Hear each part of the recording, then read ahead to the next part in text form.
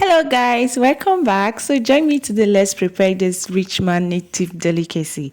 We call it Ukwa in Igbo language. It's also called breadfruit in English.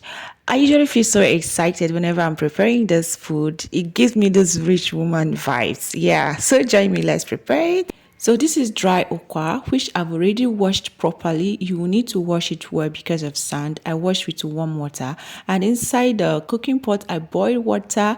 When the water is already boiling, I turn off the gas and transfer the washed okwa seed inside the boiled water, and I add some salt, give it a stir, and leave it to stay overnight. I let it soak inside the water overnight so that it can help the cooking process makes it easier because okwa itself is very hard to cook. All right. So this is the next morning. I'm now going to start cooking it properly. I'm going to be adding some stainless spoons, which is just a native belief that it helps to facilitate the cooking. All right. Now this is the fish I'm going to be using, which I will blend. I just feel like blending some part of the fish. So I blended, I prepared the pepper mix, and I also got it blended and all kept them aside. All right, now I'm going to wash the dry fish I'm going to be using. I like to wash it with hot water so it takes off the oil and the dirt, and I kept it aside. Okay, so now the okra has cooked very soft. I'm now going to be adding the dry fish, and I will allow it to cook. I don't want it to get scattered, so I just put it on top and I'll allow it to cook. Meanwhile, I'll also add the pepper mix and go ahead with my red oil, and after that I'll cover it and I'll allow it to cook for some time before I'll now take out the fish and start adding other ingredients.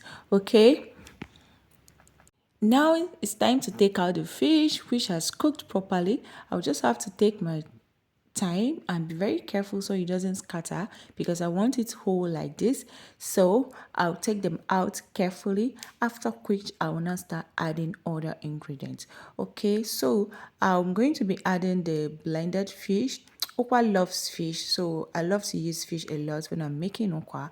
So add the blended fish, and after that I'll go ahead and add crayfish.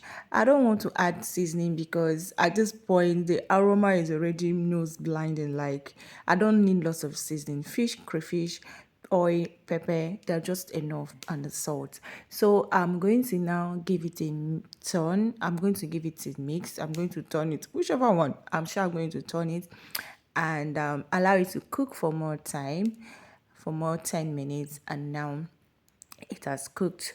So like I mentioned in one of my videos, anytime I'm cooking porridge, I love to give it a stir frequently. It helps the water to come together. Yes, so that's what you saw me doing.